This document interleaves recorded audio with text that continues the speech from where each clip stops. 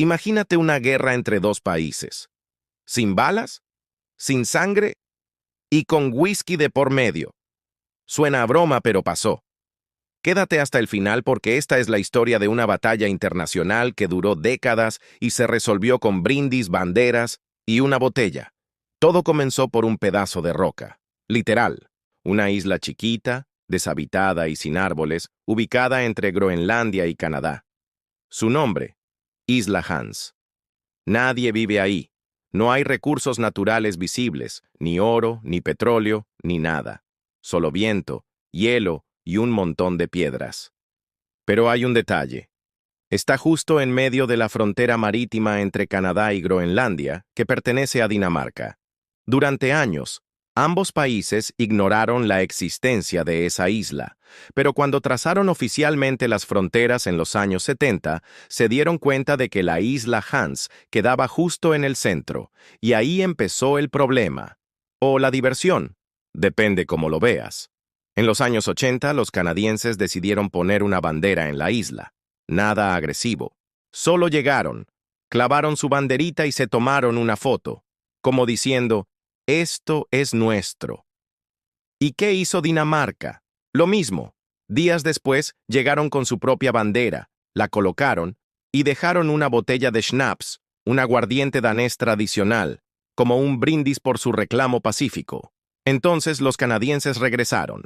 Quitar la bandera danesa, poner la suya y dejar una botella de whisky canadiense. Y así, sin que nadie lo planease, nació la famosa Batalla del Whisky. Año tras año, los militares o científicos de ambos países visitaban la isla, intercambiaban banderas, dejaban botellas, se tomaban fotos y se iban. Era como un juego de captura la bandera, pero versión diplomática y con alcohol incluido. Lo más curioso es que ambos gobiernos sabían lo que estaba pasando, y no solo lo toleraban, lo celebraban.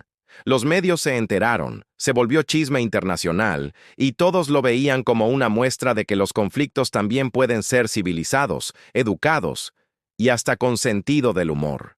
Pero, ojo, aunque parecía una broma, la disputa era real. Cada país registraba oficialmente su reclamo sobre la isla.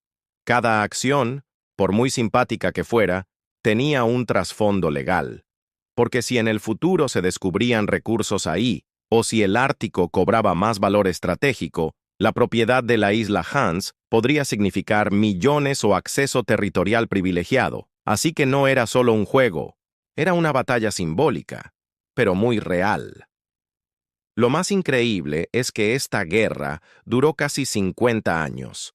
5 décadas de whisky, schnapps, banderas y selfies.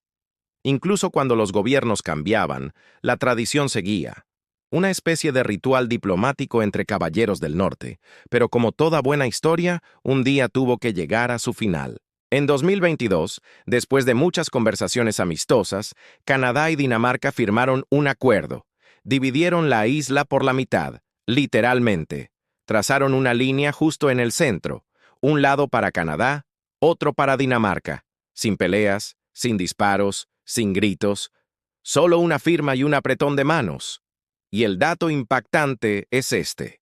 Con ese acuerdo, Canadá y Dinamarca se convirtieron en los primeros países en el mundo en resolver un conflicto territorial en el Ártico de manera completamente pacífica y con resolución compartida. En tiempos donde muchos conflictos escalan, ellos dieron el ejemplo con humor, respeto y, sí, mucho alcohol. Hoy en día, la isla Hans ya no es motivo de disputa, pero sí de orgullo. Se enseña en escuelas de relaciones internacionales como un ejemplo de diplomacia moderna. Una guerra donde nadie perdió y todos brindaron. Así que ya lo sabes, no todas las guerras se ganan con armas. Algunas se ganan con botellas, buen humor y sentido común.